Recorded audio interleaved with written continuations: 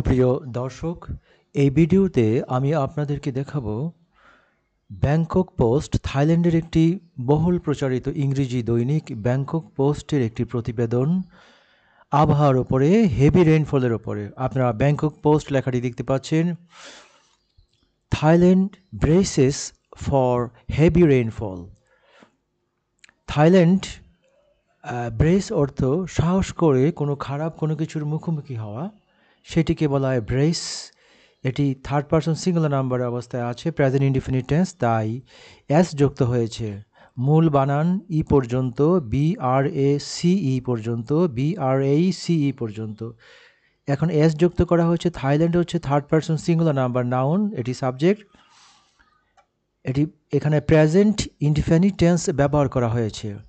Braces for অর্থ শক্তিমত্তা দেখানো, কোনো কিছু খারাপ, কোনো কিছু নেগেটিভ, কোনো কিছু মোকাবেলা করার জন্য যে শক্তিমত্তা দেখানো, সেটি হচ্ছে ব্রেস ফর। হেভি রেইনফল, ভারী বৃষ্টিপাত। আপনারা নিউজটি একটু শুনুন।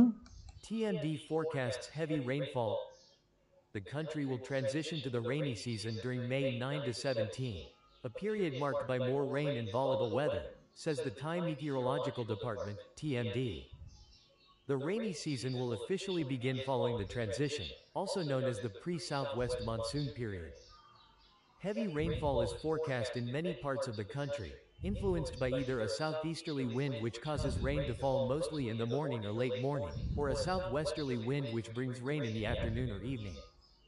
From this week, the rainfall will be triggered largely by the southwesterly wind blowing in from the Andaman Sea. The TMD will announce the exact date of the onset of the rainy season in due course. Sompuan Tonchang, director of the TMD's forecast division, said that between May 3rd and 8th, rainfall and thunderstorms will occur in some areas of the upper north, lower northeast and central plains region. Widespread heavy downpours are expected in the south. From May 9 to 17, the country will enter a period of highly volatile weather. Frequent heavy rain will fall in many provinces which will also experience thunderstorms and gusty wind. এটি আবার শুনুন, তাহলে এর উচ্চারণ বুঝতে পারবেন।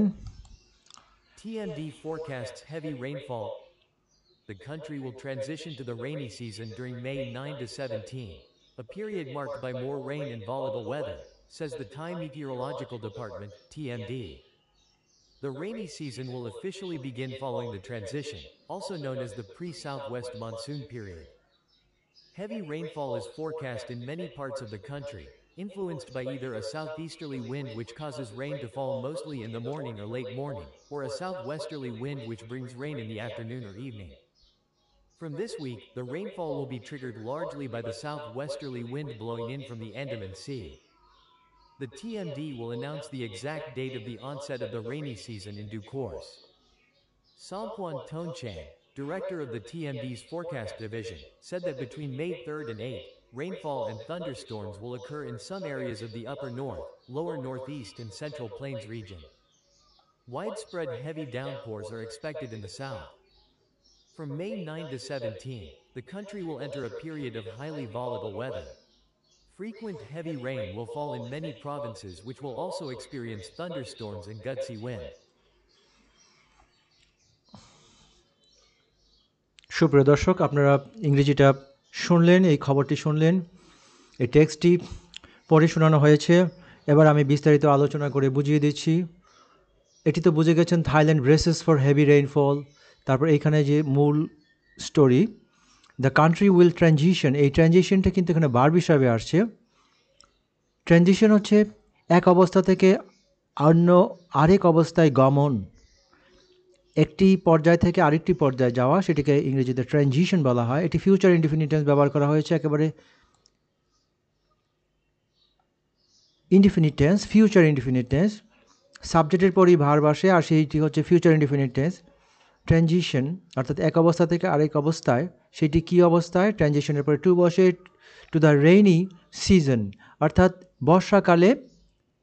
দেশ অর্থাৎ থাইল্যান্ড বর্ষাকালে কি করতে যাচ্ছে? গমন করতে যাচ্ছে, বর্ষাকালে প্রবেশ করতে যাচ্ছে। ডিউরিং মে 9 to 17, অর্থাৎ মে মাসের 9 থেকে 17 তারিখে। a period marked by more rain and volatile weather. Period তো আপনার অর্থ জানেন, একটি সময়কে পিরিয়ড বলা হয়, নির্দিষ্ট সময়কে। মার্কড বাই আবার চিহ্নিত, বৈশিষ্ট্যমণ্ডিত সে সময়টা। বাই মোর রেইন, বেশি বৃষ্টি। অ্যান্ড ভোলাটাইল ওয়েদার হচ্ছে, ওয়েদার তো জানেন আবহাওয়া, আর ভোলাটাইল অর্থ হচ্ছে প্রতিনিয়ত যে পরিবর্তন হয়, সেই পরিবর্তন হওয়া, সেটি হচ্ছে অ্যাডজেক্টিভ হিসাবে আসছে ভোলাটাইল এই শব্দটি। ভোলাটাইল হচ্ছে যা বারবার ঘন ঘন যে পরিবর্তন, ঘন ঘন পরিবর্তনশীল যে আবহাওয়া, সেটি বোঝানো হচ্ছে। সেস দ্য থাই মেটিওরোলজিক্যাল ডিপার্টমেন্ট, সংক্ষেপে টিএমডি। অর্থাৎ এই টিএমডি বলে যে কান্ট্রি, দেশ থাইল্যান্ড কী হবে, রেইনি সিজনে চলে যাবে ডিউরিং মে 9 to 17, অর্থাৎ মে মাসের 9 থেকে 17 তারিখে এই দেশের আবহাওয়া বৃষ্টিপাতের আবহাওয়ায় পরিণত হবে, অর্থাৎ বর্ষাকালে চলে যাবে। আর বলছে এই যে বর্ষাকালটা, এই যে পিরিয়ডটা, সেটি মার্কড বাই, চিহ্নিত, মোর রেইন, বেশি বেশি বৃষ্টি। এমনি তো বৃষ্টি হয় থাইল্যান্ডে, তারপরে আবার ওই যে পিরিয়ডটা, সেই সময় আরও বেশি বৃষ্টিপাত হয় এবং সে সময় ভোলাটাইল ওয়েদার থাকে, অর্থাৎ এই বৃষ্টি এই রোদ এমন অবস্থা। Says the Thai meteorological department. আমি আবার উচ্চারণটা করে দিচ্ছি, মেটিওরোলজিক্যাল ডিপার্টমেন্ট। নেক্সট প্যারা, the rainy season will officially begin. Officially মানে আনুষ্ঠানিকভাবে, সরকারিভাবে the rainy season will begin, আরম্ভ হবে, এটি কিন্তু ফিউচার ইনডিফিনিট টেন্স। এই অফিসিয়ালি শব্দটা হচ্ছে অ্যাডভার্ব। এটি মাঝখানে আসলো কেন? সাধারণত ছোট ছোট অ্যাডভার্ব দুই ভার্বের মাঝখানে বসে। দুই ভার্ব মানে একটি হচ্ছে অক্সিলারি ভার্ব, আরেকটি হচ্ছে মেইন ভার্ব। এখানে উইলটা হচ্ছে অক্সিলারি ভার্ব আর বিগিনটা হচ্ছে মেইন ভার্ব। এই দুটো ভার্বের মাঝখানে অফিসিয়ালি নামক অ্যাডভার্বটি ব্যবহৃত হয়েছে। এটি কিন্তু পরেও ব্যবহার করা যেতে পারতো, কিন্তু এইটির অর্থ, এই যে অফিসিয়ালি এই অ্যাডভার্বটি এইখানে ব্যবহার করায় এই শব্দটির যে প্রকৃত অর্থ চমৎকারভাবে ফুটে উঠেছে। এটি যদি আমরা পিছনে ব্যবহার করতাম তাহলে পরে কিন্তু এর অর্থটা, অফিসিয়ালি এর এই শব্দটির অর্থটা কিন্তু পরিস্ফুটিত হতো না, ঠিকভাবে আসতো না, কিংবা ভালোভাবে বোঝাও যেত না। ফলোয়িং মানে পর, মানে আফটার। এখানে ফলোয়িং শব্দটি কিন্তু আফটারের কাজ করতেছে। ফলোয়িং দ্য ট্রানজিশন, এই ট্রানজিশনের পর এই রেনি সিজন অফিসিয়ালি আরম্ভ হবে। Also known as the pre south west monsoon period. আর এই যে ট্রানজিশনটা, এই যে রেনি অথবা রেনি সিজনটা, সেটি পরিচিত, কিসে পরিচিত? Pre south west monsoon. Monsoon কিন্তু আসলে বর্ষাকাল, অর্থাৎ মনসুন দিয়ে মূলত মৌসুমি বায়ুকে বোঝানো হয়। মৌসুমি বায়ু, যেটি বাংলাদেশের প্রেক্ষাপটে যে দক্ষিণ থেকে যে বায়ুটা আসে বর্ষাকালে, এটাই হচ্ছে মৌসুমি বায়ু। আর প্রি মানে পূর্বে আর কি, আগে ভাগে বা পূর্বে। সাউথ ওয়েস্ট মনসুন যে পিরিয়ড, সেই পিরিয়ডের যে পূর্ব সময়টা, সেটি এখানে বোঝানো হচ্ছে। আর সেই পূর্ব সময় হিসাবেই পরিচিত এই যে ট্রানজিশন। আমি আবার বলছি যে এক অবস্থা থেকে অন্য অবস্থায় গমন, এই যে গমনের ব্যাপারটা, সেটি হচ্ছে ট্রানজিশন। এক অবস্থা থেকে অন্য অবস্থায় প্রবেশ, এক ঋতু থেকে, এক সিজন থেকে আরেক সিজনে যাওয়ার যে মধ্যবর্তী যে অবস্থা, পিরিয়ডটা, সেটি হচ্ছে transition. Heavy rainfall is forecast.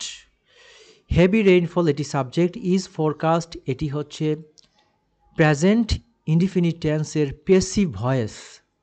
টেন্সটা হচ্ছে প্রেজেন্ট ইনডিফিনিট টেন্স আর ভয়েসটা হচ্ছে পেসিভ ভয়েস। একটি ভার্বের কিন্তু যে কোনো একটি ভয়েস থাকতে পারে, সেটি অ্যাক্টিভ ভয়েসে হতে পারে, আবার পেসিভ ভয়েসে হতে পারে। আবার কোনো কোনো ক্ষেত্রে কোনো ভয়েসই থাকে না, অর্থাৎ ইনট্রান্সিটিভ ভার্ব হলে তার কোনো ভয়েস নেই, অ্যাক্টিভও নেই, পেসিভও নেই।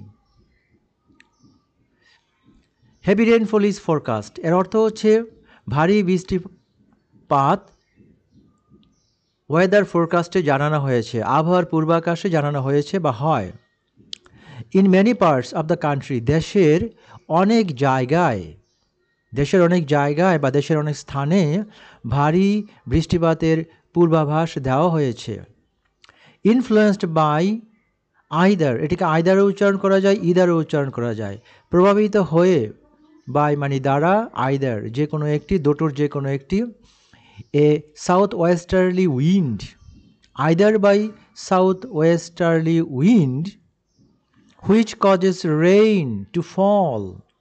হুইচ কজেস রেইনফল দিলেও কিন্তু হতো which causes rain to fall, বৃষ্টি পড়ার কারণ ঘটায়। Mostly in the morning or late morning, এখানে আইদারের সাথে কিন্তু অর ব্যবহৃত হয়, either dot dot dot dot or. বলছে যে এই যে হেভি বৃষ্টিপাতের ব্যাপারটি, এই যে হেভি রেইনফল, সেটা ইনফ্লুয়েন্সড হয়, প্রভাবিত হয় কিসের দ্বারা, কী কারণে বৃষ্টিপাত হয়, কিসের প্রভাবে বৃষ্টিপাত হয়, ভারী বৃষ্টিপাত হয়। এখানে বলছে হয় সাউথ ওয়েস্টার্লি, সাউথ ইস্টার্লি, দক্ষিণ পূর্বের যে উইন্ড, জড়ো বাতাস, যেটা কি করে, যেটা ঘটায় বৃষ্টিকে পড়তে ঘটায়, অর্থাৎ বৃষ্টির পতন হয়, সেটি সেই কজ করে দেয়। হ্যাঁ, সেটির কারণ হয় মোস্টলি ইন দ্য মর্নিং, প্রধানত বা বেশিরভাগ ক্ষেত্রে ইন দ্য মর্নিং, সকালবেলা, অথবা লেট মর্নিং, অর্থাৎ আমরা লেট মর্নিং সময়টা 9টার পরে 11টা 12টা পর্যন্ত মর্নিং, লেট মর্নিং।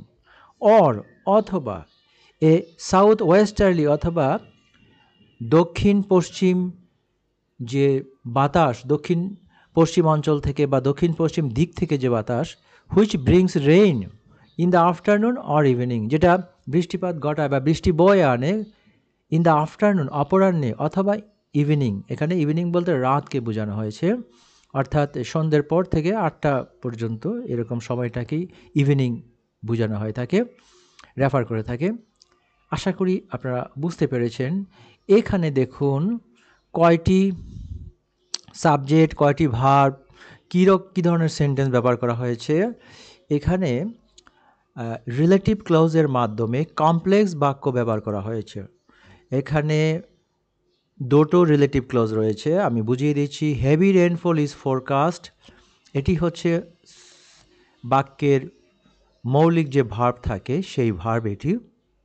সাবজেক্টও হচ্ছে heavy rainfall. In many parts of the country, এটি হচ্ছে প্রেপোজিশনাল ফ্রেজ, প্রেপোজিশন যুক্ত করে যে ফ্রেজ তৈরি করা হয়েছে, বাক্যকে বড় করা হয়েছে সেটি।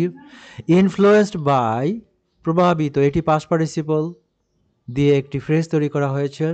আইদার এ সাউথ ইস্টার্লি উইন্ড এ পর্যন্ত। তারপরে আবার উইন্ডের পরে এই যে হুইচ কজেস, এই হুইচ দিয়ে কিন্তু তার পূর্ববর্তী যে নাউন রয়েছে এটি হচ্ছে উইন্ড। হুইচের পূর্ববর্তী নাউন হচ্ছে উইন্ড, হুইচ দিয়ে কিন্তু উইন্ডকে মিন করতেছে। এই হুইচের আবার ভাব রয়েছে প্রেজেন্ট ইনডিফিনিট টেন্সের ভাব, সেটা হচ্ছে কজেস। এখানে একটি ক্লজ তৈরি করা হয়েছে যেটাকে আমরা রিলেটিভ ক্লজ বলে থাকি। সে রিলেটিভ ক্লজ এটি শেষ হয়েছে একেবারে উইন্ডে এসে, morning or late morning or a south westerly wind. এখানে আবার এই ক্লজের শেষ ওয়ার্ডটিকে ধরে আরেকটি রিলেটিভ ক্লজ শুরু হয়েছে, অর্থাৎ ক্লজের পরে ক্লজ, রিলেটিভ ক্লজ। এই ক্লজের প্রথম রিলেটিভ ক্লজের শেষ শব্দটি হচ্ছে উইন্ড। এই উইন্ডকে কেন্দ্র করে আরেকটি ক্লজ তৈরি করা হচ্ছে, সেটা হচ্ছে which brings rain in the afternoon or evening. এই হুইচ থেকে ইভিনিং পর্যন্ত এটি আরেকটি ক্লোজ, তার মানে পরপর দুটি ক্লোজ, এক ক্লোজের শেষে আবার আরেকটি ক্লোজ ব্যবহার করা হয়েছে। এখানে দুটো রিলেটিভ ক্লোজ রয়েছে। আর হেভি থেকে সাউথ ইস্টার্লি যে উইন্ড, এটি হচ্ছে মেইন ক্লোজ, আর বাকি দুটো ক্লোজ হচ্ছে সাবঅর্ডিনেট ক্লোজ। এই দুটো সাবঅর্ডিনেট ক্লোজের ভার্ব কিন্তু প্রেজেন্ট ইনডিফিনিট, আবার প্রথম ক্লোজের ভার্ব হচ্ছে প্রেজেন্ট ইনডিফিনিট, এবং প্রথম ক্লোজের ভার্বটি হচ্ছে পেসিভ। আপনারা জানেন ইজ ফোরকাস্ট, ইজের পরে, এম এর পরে, আর এর পরে, অথবা ওয়াজ অথবা ওয়ারের পরে অথবা হ্যাজ বিন, হ্যাভ বিন এগুলোর পরে যদি পাস্ট পার্টিসিপল থাকে তাহলে বুঝতে হবে এটি একটি প্যাসিভ ভয়েস। অ্যামিজার থাকলে বুঝতে হবে প্রেজেন্ট ইনডিফিনিট, ওয়াজ ওয়ার থাকলে বুঝতে হবে past indefinite, has been, have been থাকলে পরে বুঝতে হবে প্রেজেন্ট পারফেক্ট। ঠিক আছে?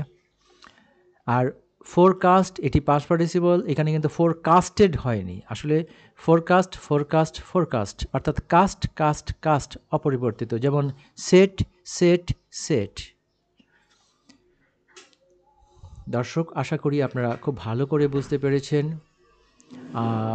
আমি আরেকটু বুঝিয়ে দিচ্ছি, এই যে দ্য কান্ট্রি উইল ট্রানজিশন, এই ট্রানজিশনটি কিন্তু ভার্ব ওয়ার্ড, এখানে উইলের সাথে প্রেজেন্ট ফর্ম, ভার্বের প্রেজেন্ট ফর্ম অর্থাৎ ভার্ব ওয়ান যুক্ত হয়ে ফিউচার ইনডিফিনিট টেন্স ঘটিত হয়েছে। তারপরে উইল এবং বিগিন, এই উইল হচ্ছে অক্সিলারি ভার্ব ফিউচার ইনডিফিনিট টেন্সের, আপনারা জানেন শ্যাল উইল ফিউচার ইনডিফিনিট টেন্সে ব্যবহার করা হয়, ফিউচার কন্টিনিউয়াস টেন্সেও ব্যবহার করা হয়, ফিউচার পারফেক্ট এবং ফিউচার পারফেক্ট কন্টিনিউয়াস টেন্সেও অক্সিলারি ভার্ব হিসাবে ফিউচার মিন করতে শ্যাল উইল ব্যবহার করা হয়, তারপরে মূল ভার্ব বসে। এখানে উইলের পরে এই যে বিগিন, এটি ভার্ব ওয়ান, তার মানে উইল প্লাস ভার্ব ওয়ান, এটি হচ্ছে ফিউচার ইনডিফিনিট টেন্স। ফলোয়িংটা, ফলোয়িং দ্য ট্রানজিশন, এটি কিন্তু প্রাপোজিশনের মতো কাজ করতেছে, অর্থাৎ আফটারের কাজ করতেছে। এখানে কিন্তু এটি একটি আইএনজি ভার্ব ফলোয়িং, অর্থাৎ which follows, which follows, which বাদ, ফলো বাদ দিয়ে শুধু ফলোয়িংয়ের সাথে আইএনজি যুক্ত করে দেওয়া হয়েছে, ওই অর্থটাই প্রকাশ করছে। এখানে নোনটি কিন্তু পাস্ট পার্টিসিপল, এটিও কিন্তু প্যাসিভ অর্থে এসেছে, নোন, অর্থাৎ which is known, which is also known, এই অর্থে ইজ বাদ শুধু নোন ব্যবহার করলেই ওই অর্থটাই প্রকাশ পাবে। অ্যাসটা কিন্তু প্রাপাজিশন, অনেকেই এখানে অ্যাসটা কী হিসাবে আসছে, প্রাপাজিশন হিসাবে আসছে নাকি কনজাংশন হিসাবে আসছে, না, এটি প্রাপাজিশন হিসাবে আসছে, এটি কনজাংশন নয়। আপনারা জানেন যে একই ওয়ার্ড বিভিন্ন পার্টস অফ স্পিচের নাম ধরে, নাম ব্যবহার করে পার্ট অফ স্পিচ হিসাবে ব্যবহার হতে পারে বিভিন্ন সেন্টেন্সে। এখানে অ্যাসটি আসছে কী হিসাবে, প্রাপাজিশন হিসাবে। কারণ আপনারা জানেন যে প্রেপোজিশনের কাজ হচ্ছে কোনো নাউনের পূর্বে বসে অন্য নাউনের সাথে সম্পর্ক সৃষ্টি করা, বাক্যের ভিতরে কোনো নাউনের পূর্বে বসে অন্য নাউনের সাথে সম্পর্ক সৃষ্টি করা। এভাবেই যদি আপনারা নিয়মিত এই ভিডিওগুলো দেখেন, এনজয় করেন, এখানে আপনারা সবচেয়ে মজার ব্যাপার হচ্ছে যে আপনারা এই যে স্টোরি, নিউজ স্টোরি, সে ঘটনা, সেগুলো এনজয় করতে পারেন, তার সাথে সাথে ভালো ইংরেজি শিখতে পারেন, বঙ্গানুবাদ শিখতে পারেন, নতুন নতুন শব্দ শিখতে পারেন। আপনাদের অনেক অনেক ধন্যবাদ জানিয়ে আমি এই ভিডিওটি শেষ করছি।